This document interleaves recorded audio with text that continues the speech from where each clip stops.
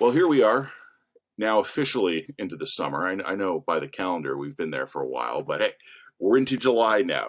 There's no more official start to summer than this.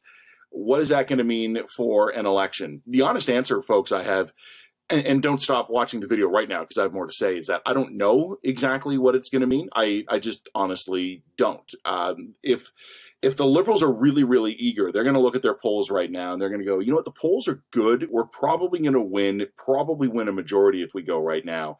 And they do have some wins in their sails because of the vaccine campaign, which has gone better than expected, right? They right now could call a snap vote and basically run on "we kept you safe." Like that could be their slogan. It could be as simple as that. We paid your bills when you couldn't work. We got the vaccines that you've now been given. This would not be a hard campaign for the Liberals to run.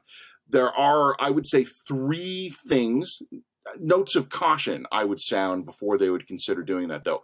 First of all, this is part anecdotal on my part. This is my personal observations combined with a little bit of polling. Canadians right now are pissed off. And I don't even think we're pissed off about anything in particular. But if you look at the national mood, and polls do track this, we're grumpy, we're tired, our self-reported life satisfaction is down. We're exhausted after a year and a half of living during an emergency. I think at the end of a good Canadian summer, when we've all had a chance to blow off some steam and we've had our jabs, we can have some barbecues, go to the park, to go on a kayaking trip, like whatever, go camping, like whatever your thing is. After you've had a couple of months to do it and you can blow off some steam, I think we're all going to feel better. I'm hoping I feel better. And I think that's probably a better moment for an incumbent government to call for a re-election, catch the mood on an upswing. I think that will come. I don't think it's happening yet. So that might be a note of caution for the Liberals. The other note of caution that I think the Liberals need to be aware of is that every couple of years, some unexpected bombshell has gone off beneath their feet. No one saw the SNC-Lavalin scandal coming until it happened, and then it ended up knocking 5 to 10 points off Justin Trudeau's polling numbers for months. He eventually recovered, but it was months in the making. The same thing happened with the WE scandal last summer. Ultimately, the Liberals ended up surviving it and coming out the other side, and their numbers improved. But for a few months there, they were 5 to 10 points down.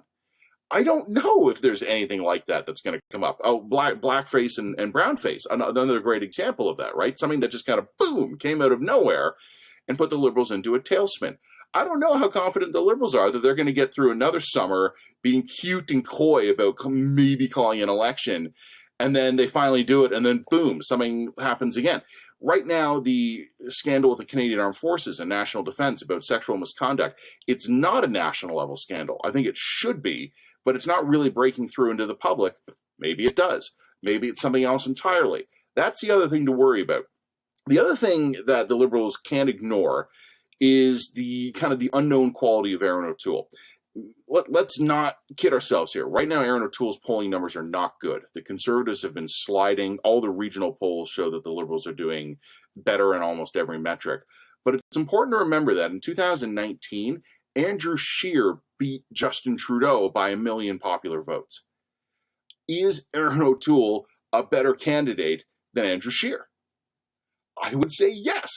And at the very least, we're hopefully not going to figure out, as we were with Andrew Scheer, that, oh, by the way, Erin O'Toole has a citizenship he never told us about and his professional credentials are suspect.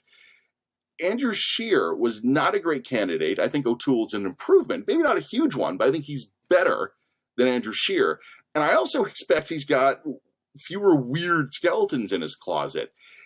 I understand that the circumstances of these elections would be different, but I think O'Toole should, if nothing else, be better on the campaign trail than the guy who beat Trudeau by 1 million votes last time. I'm not naive. I can read the polling numbers. The Liberals can too. The rhetoric has changed. They are obviously aligning for an election here. I think we're going to get one probably by the early fall. These, though, are the three reasons, maybe, just maybe, it's not quite as easy and simple as we might have expected. Maybe there's a couple of things that catch us by surprise. We might have this minority government a bit longer than we expected.